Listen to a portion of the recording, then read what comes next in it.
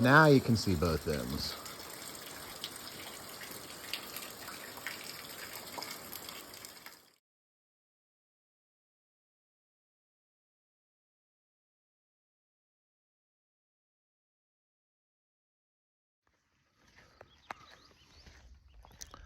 So I'm leaving Ghost Ranch. I'm walking basically the road out of Ghost Ranch. It's a gravel road, but I stopped and had a breakfast on my way, and it was a really good stop. I liked Ghost Ranch. This next leg is going to be difficult, I believe. It's 93 miles. There's probably going to be a lot of snow on it, and one bridge is out. So there's some challenges coming up. But the really exciting thing is, if I make it through, right at the very end of the section, I will cross into Colorado. So that's exciting. Let me show you what it looks like. Ghost Ranch is a really beautiful location. The campus is just so nice. I would definitely come back to this place. I've got 7 days worth of food for this section.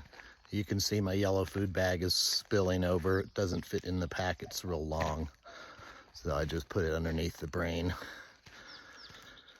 In a couple days it'll fit in there. Heavy.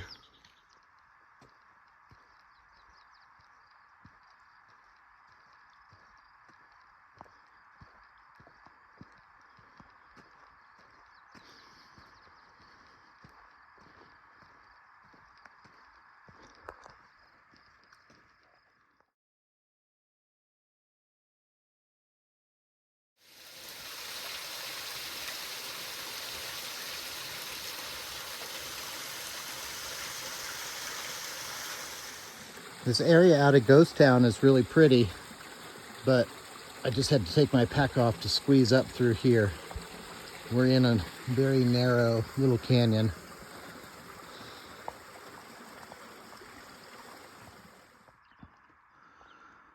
We just came up and out of that. Grant's is down in there somewhere. Now you can see Ghost Ranch. Barely.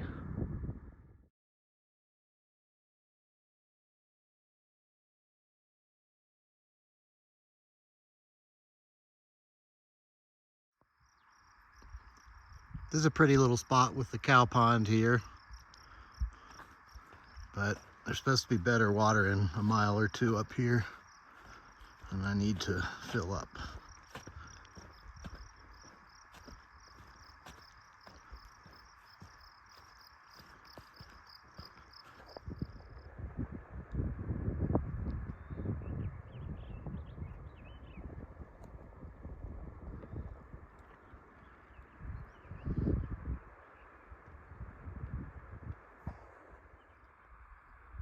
I can see snow on the farthest peaks over there.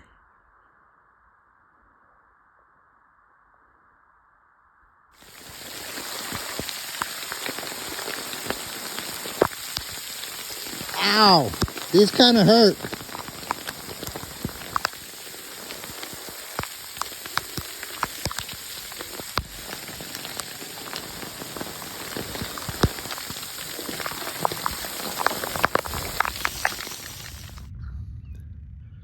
It's about 7:15.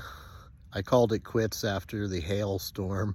I got really cold and chilly, and I happened to hit the actual CDT around that time. I was on the Ghost Ranch alternative all day. So I got about 15 miles though, and an early day, and I already cooked dinner. And I'm sitting on my new Big Agnes sleeping pad, so hopefully that won't leak or have any issues, and it feels very comfortable.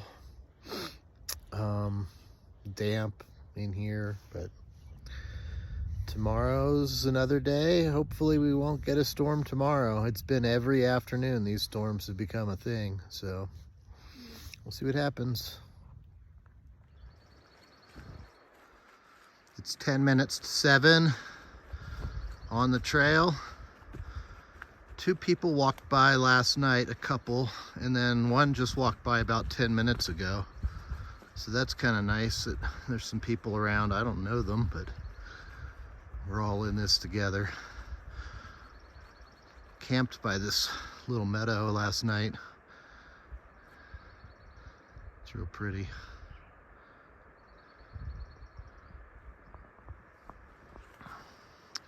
Anyway, trying to get as far as I can go today. Maybe if I push it, I can get 20, but probably 15 again. We'll see.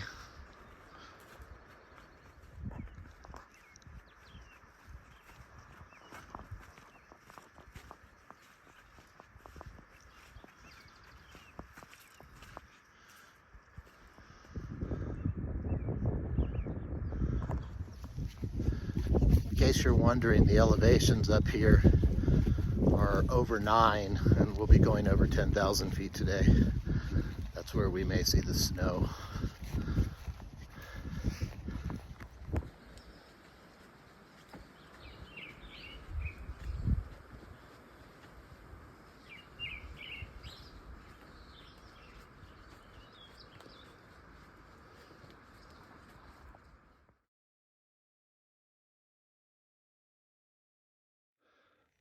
I had to stop for a wardrobe change, but 2 more hikers have caught up to me, so there's a whole bunch of people that I don't know ahead of me here.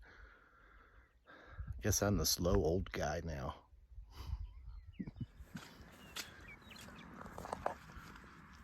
It's very swampy up here. I'm at about 9,500 feet, and the snow has just melted. You can tell because it's just so saturated.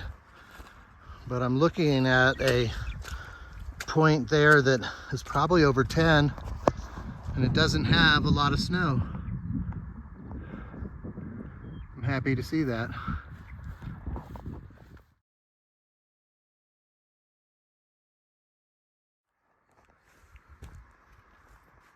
Just a beautiful morning out here on the trail. These aspens are just leafing out. It's like the beginning of spring for them.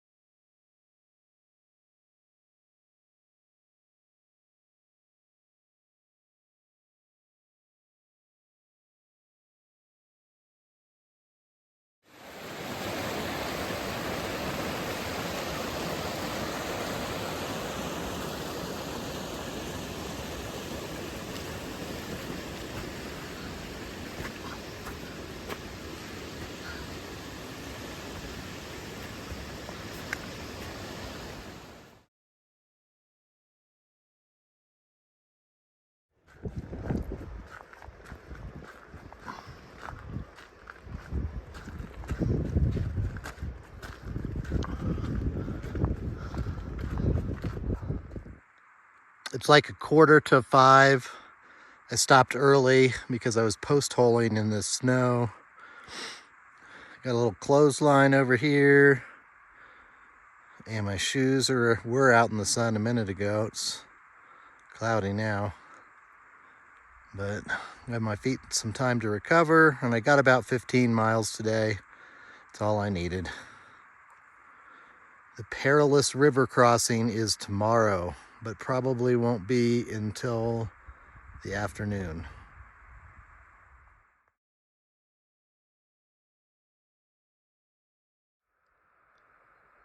I just ate dinner in my tent, and I came out to stretch my legs. And this is what's happening.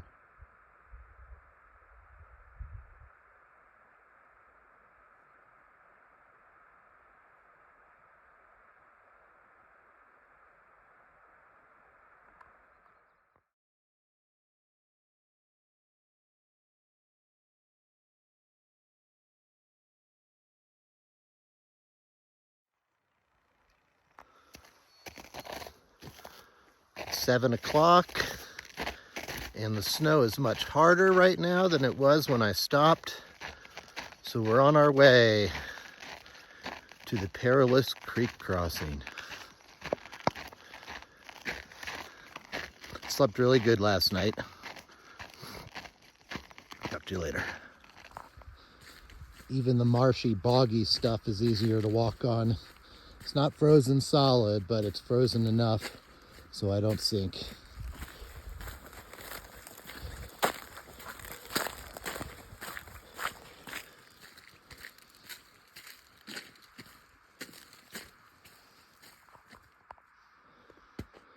So oddly enough, I had to dream about my dog that I hiked the PCT with, Sierra, and me and her traversed many miles just like this.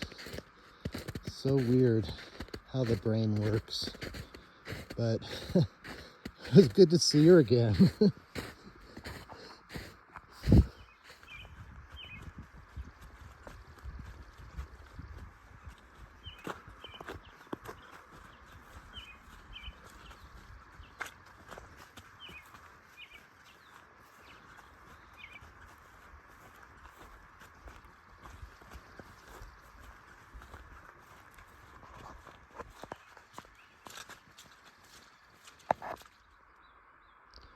Walking through this stand of trees, I'm seeing a lot of paint.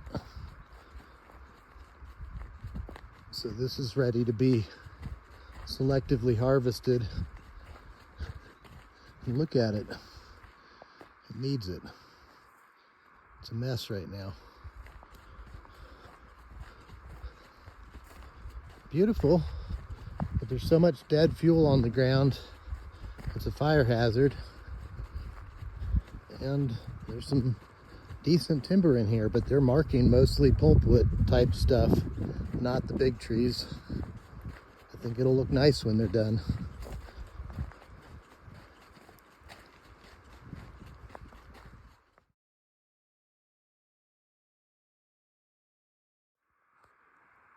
We just crossed into an area that isn't really managed at all for forestry anyway.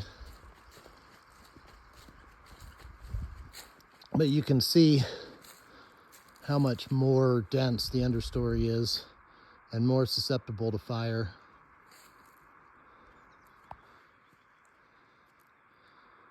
We need both, but it can't all look like that.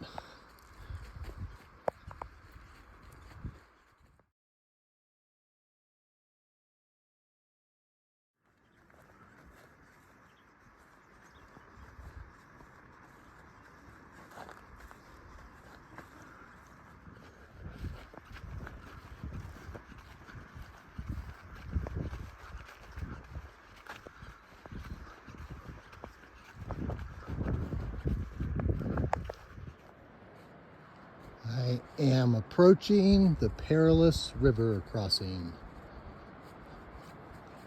Rio Valencio.